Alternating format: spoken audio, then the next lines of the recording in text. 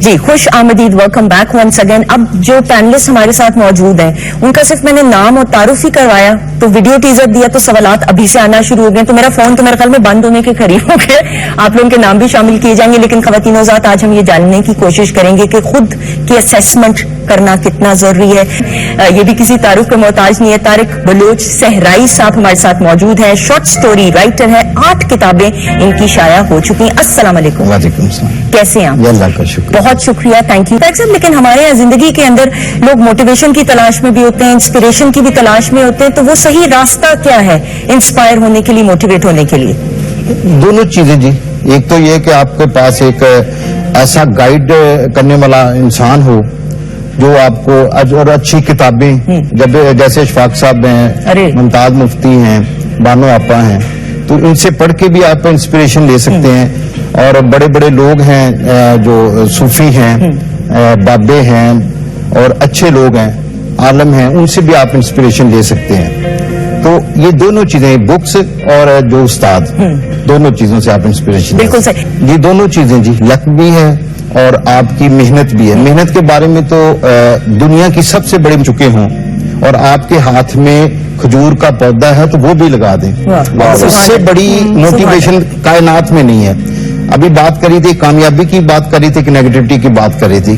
کامیابی یہ ہے, میں یہ سمجھتا ہوں کہ آپ ایک ایسے انسان بن جائیں جو سب کے لیے کمفرٹیبل ہو.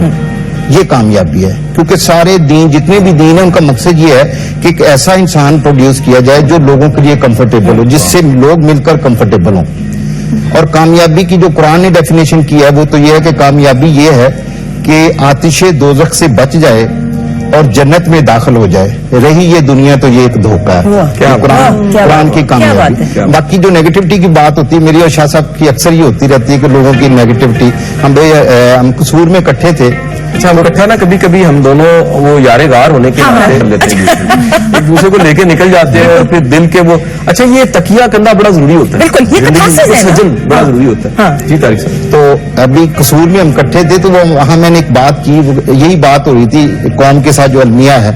تو میں نے کہا تھا کہ ہمارے ساتھ ایک المیہ ہوا کہ ہم نے اقتدار لینے, اقتدار میں رہنے اور بے تحاشا دولت اکٹھی کرنے کے چکروں میں اتنی نفرت بو دی ہے, اتنا زہر کاشت کر دیا ہے کہ قاتلوں کی نسل تیار ہو گئی ہے. اور جب قاتلوں کی نسل تیار ہو جاتی ہے تو گورکنوں کی نسل خود بہت تیار ہو جاتی ہے, پروان چڑھنے لگتی ہے. اب ہم نے کیا کرنا ہے, ہم نے ایک تیسری نسل تیار کرنی ہے جو پھولوں کی بات کرے, جو جگنوں کی بات کرے, جو تتلیوں کی بات کرے, جو پازیٹیوٹی کی بات کرے. اور شاہ صاحب تو میرے خیال میں شروع سے یہی کہا. بد لحاظ ہو رہے ہیں, بد تہذیب تو نہیں کہوں گی, ذرا بڑا اسٹرانگ سا. بچوں کو کنٹرول کیسے کیا جا سکتا ہے؟ کیا یہ گیجٹس کے استعمال کی وجہ سے زیادہ بچے اتنے اوپن ہو رہے ہیں اور بلنٹ ہو رہے ہیں؟ نہیں, یہ بات نہیں ہے. بابر فن الاقصی میرے استاد محترم ہیں اور میں نے زندگی انہی سے سیکھی ہے. تو بانو آپا نے ایک دن مجھ سے پوچھا کہ طارق یہ بتاؤ, عرفان صاحب کے ملنے کے بعد آپ نے کیا فیل کیا, میں کیا فرق آیا؟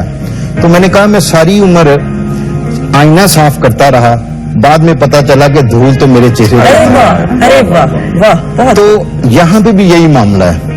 دیکھیں میرے پاس آتے ہیں جی بچے, وہ جی بدتمیز ہو گئے ہیں, یہ ہو گئے ہیں. تو میں انہیں کہتا ہوں کہ 2 چیزیں ہیں. ایک تو یہ کہ آپ نے اپنے پیرنٹس کا احترام نہیں کیا, اگر نہیں کیا تو ابھی کریں. اگر وہ چلے گئے ہیں تو ان کے جو ساتھ, جو جن کے ساتھ وہ ان کا بہت زیادہ تعلق تھا, ان کے ساتھ رکھیں اور اللہ سے دعا کریں. دوسری بات یہ ہے کہ کیا یہ تو نہیں کہ آپ نے, اگر وہ آپ کے نافرمان ہے تو آپ اللہ کی نافرمانی تو نہیں کر رہے. میرا بیٹا جب میری بات ٹالتا ہے تو میں سوچتا ہوں کہ میں نے اللہ کی کیا بات ٹالی ہے کہ جو میرا بیٹا میری بات ٹال رہا ہے. تو حضرت اسماعیل نے ایسے تو نہیں کہا تھا کہ اللہ نے آپ کو کہا ہے تو آئیں چھری چلائیں. تو کیونکہ حضرت ابراہیم نے اللہ کی کوئی بات نہیں ڈالی تھی, تو ہم نے اپنی اوبیڈینس جو اللہ سے متعلق ہے وہ زیادہ کر دینی ہے. کوئی ضرورت نہیں ہے. دیکھیں عمل ہی جو کردار ہے نا آپ کا, وہی تبلیغ ہے. اور زبان کا حصہ اتنا ہے جتنا جسم میں زبان کا حصہ. جسٹ بس اپنا کردار ٹھیک کریں, وہ خود کو ٹھیک ہو جائیں گے. اللہ سے اپنی فرمانبرداری بڑھا دیں, وہ خود کو ٹھیک ہو جائیں گے. چام کیسے قائم رہنا چاہیے میاں بیوی کے رشتے میں؟ ایک وہ جو چام ہے وہ بہت ضروری ہے, وہ کیسے قائم رہے کہ وہ رشتہ بھی چلتا رہے خوبصورتی کے ساتھ؟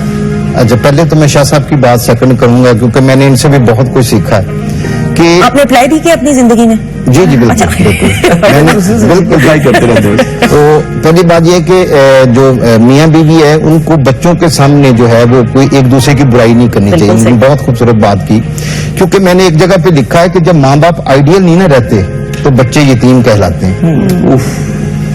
माँ पेरेंट्स को जो हमेशा आइडियल होना चाहिए।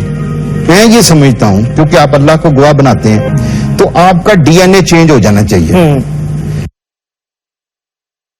लफ्ज रिश्ता है, रिश्ते का मतलब ये है सैक्रिफाइस। लेकिन लोग इंटरनेशनल रिलेशन में कहता हूं ये सब गलत है। इंटरनेशनल कोई रिलेशन नहीं होता, आप सैक्रिफाइस नहीं करते, वो है इंटरनेशनल मैनेजमेंट। आप किस तरह मैनेजमेंट करते हैं, मैनेज करते हैं। तो शादी को हमने मैनेज नहीं करना, शादी एक रिश्ते का नाम है, इसको सैक्रिफाइस करना है। बिल्कुल सही, बिल्कुल और ठीक। मैं शाह साहब ने एक दिन मुझसे पूछा कि महबूब कौन होता है, तो मैंने कहा कि जिससे जीत कर दुख और हार कर खुशी हो वो महबूब अरे होता वाह है। वाह वाह। तो ये जो रिश्ता है ना ये महबूब का होना चाहिए, बल्कि हर रिश्ते को महबूब का रिश्ता होना तो चाहिए। तभी फिर वो चाम का वैसे मेरा मुझे एक जॉब दिल कर रहा है जल्दी बढ़ने को, तो मुझे इन्होंने जवाब दिया था, मुमकिन है कोई तरसा हुआ बंदा होता है, उसको कहते जड़ा फंसे हुए में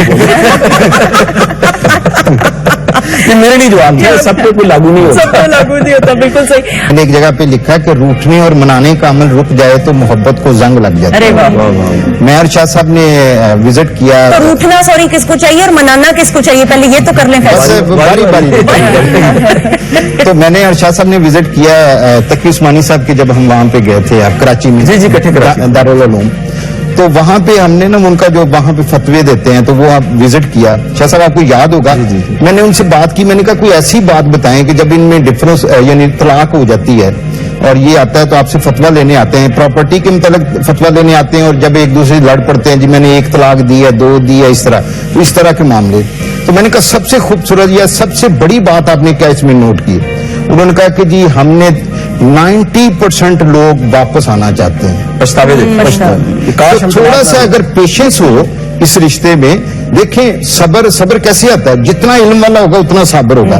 अल्लाह के अपने घर में 300 साल बुत पड़े रहे और उसने सब्र किया। तो हमें तो अल्लाह की सुन्नत पे हम अगर करें तो थोड़ी सी बात पे हम लड़के और वो जी है। बिल्कुल बिल्कुल। और मैं जरूर ये जहाँ पे डिवोर्स खुदा न खास्ता और बच्चे हो वहां पे इन्वॉल्व, मुझे तो लगता है वो मर्द औरत अपने आप को तो छोड़ो, बच्चों को तबाह कर देते हैं, लिटरली तबाह आपने कर दिया। क्योंकि बच्चे की ज़हनियत, बच्चे की शख्सियत, बच्चे की पर्सनालिटी वो तो लावारिस हो गया।